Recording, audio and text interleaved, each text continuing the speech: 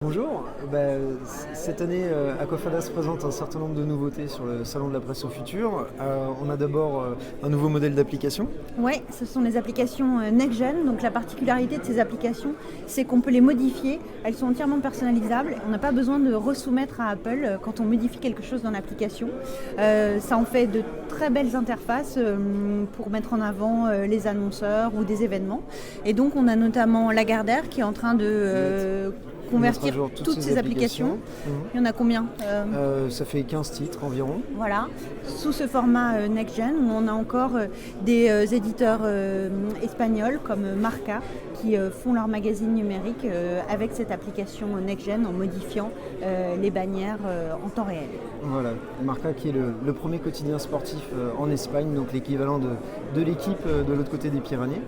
Et puis on a des nouveautés en création de contenu. Exactement, voilà, côté création de contenu, on annonce des partenariats en fait avec deux acteurs métiers bien connus dans le monde de la presse qui sont RIP Consulting et 4D Concept, donc qui sont nos nouveaux partenaires intégrateurs des solutions chez les éditeurs. Donc on travaille avec 4D par exemple pour le journal du dimanche et avec RIP Consulting pour Ciné Télé Revue qui est le premier hebdomadaire presse télé en Belgique. Et chez ces deux journaux, en fait, avec ces partenaires, on crée un système de production de contenu de 100% automatisé pour aboutir en fait à des éditions qui ne sont plus des PDF, mais qui sont des vraies éditions dédiées pour les smartphones, pour les tablettes, pour tous les nouveaux devices.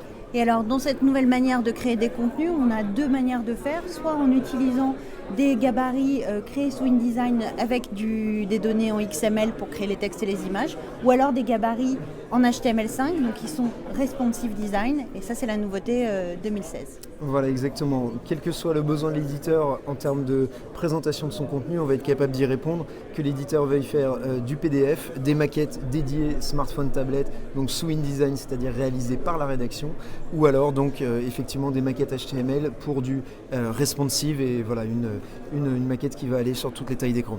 Dernière nouveauté, les analytics pour permettre aux éditeurs de savoir qui consulte l'application, combien de fois, comment. On a intégré un nouveau plan de tagage pour Google Analytics pour avoir encore plus d'informations et on intègre de nouveaux acteurs comme notamment Localytics qui permet de faire des envois de notifications push ciblés en déterminant donc une cible de lecteur à qui on veut envoyer un message particulier. Voilà, ce qui va permettre des campagnes marketing, par exemple relancer des gens qui ont acheté un certain nombre de numéros dans l'application pour les pousser à s'abonner. On va être capable donc de les cibler grâce à Localytics, ce nouveau système intégré. Voilà.